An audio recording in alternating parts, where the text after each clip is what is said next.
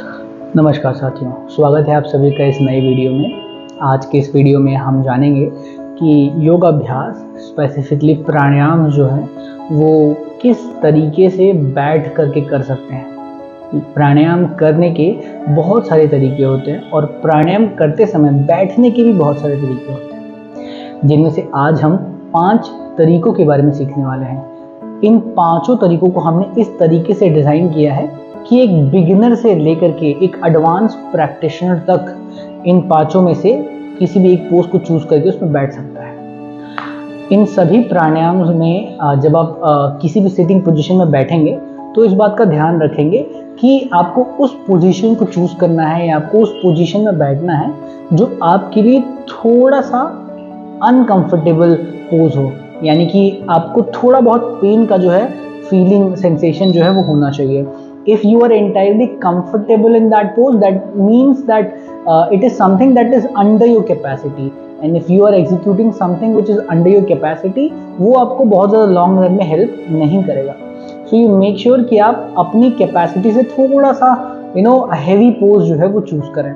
तो सबसे पहला पोज जो हम करते हैं, जो सबसे ज़्यादा ऐसे व्यक्तियों को कराना चाहिए जिनको नी पेन या बैक पेन की शिकायत रहती है, या लेग में किसी प्रकार का डैमेज है, एक्सीडेंट हुआ है या सर्जरी हुई है, तो वो लोग इन सब चीज़ों को ज़्यादा से ज़्यादा एग्जीक्यूट या प्रैक्टिस जो है वो कर सकते हैं। तो सबसे पहली चीज़ या सबसे पहला पोज जो हम सीखेंगे वो उसे हम कहते हैं दंडासन। तो दंडासन को हम स्टाफ पोज भी कहते हैं, जिसको हम कुछ इस प्रकार करते हैं। तो आपको अपने दोनों पैरों को स्ट्रेट रखना है, सीधा रखना है, लाइक दिस।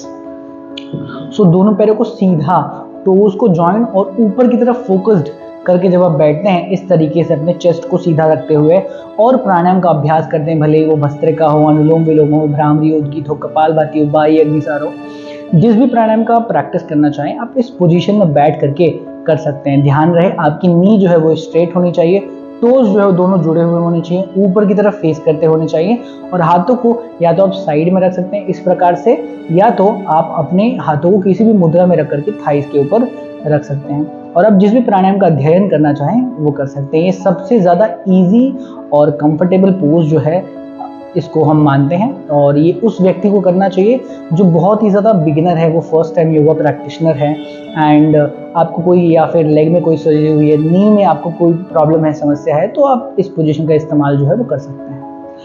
बट मान लीजिए कि आपने इसका अभ्यास जो है वो 1 महीने तक कर लिया है और अब आप अपने लेग्स इस तरीके से रख करके 10 मिनट्स या 20 मिनट्स तक बैठ सकते हैं बिना किसी प्रॉब्लम के।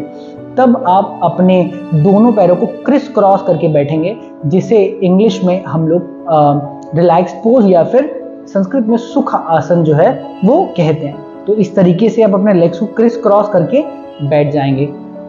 इस टेक्निक को या इस तरीके से बैठने को हम कहते हैं सुखासन। दंडासन के बाद जो थोड़ा सा डिफिकल्ट या इजी या सेकंड इजीएस्ट पोज जिसको हम कहते हैं वो है सुखासन। जिनकी नी जो है उनमें कोई प्रॉब्लम नहीं है, बहुत ही हल्की नी पेन है, और दंडासन में जो बहुत ज़्यादा कंफर्टेबली बैठ सकते हैं उनके लिए, जिनके लेग्स ज़्यादा फ्लेक्सिबल नहीं है, उनके लिए यह पोज जो है वो ज़्यादा अच्छा माना जाता है।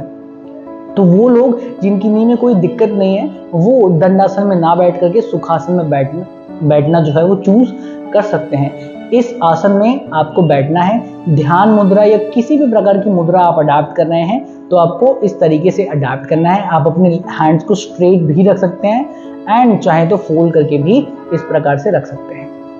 ये सेकंड पोज हुआ जिसे हम कहते हैं सुखासन। सुखासन के बाद नेक्स्ट पोज है जिसे हम कहते हैं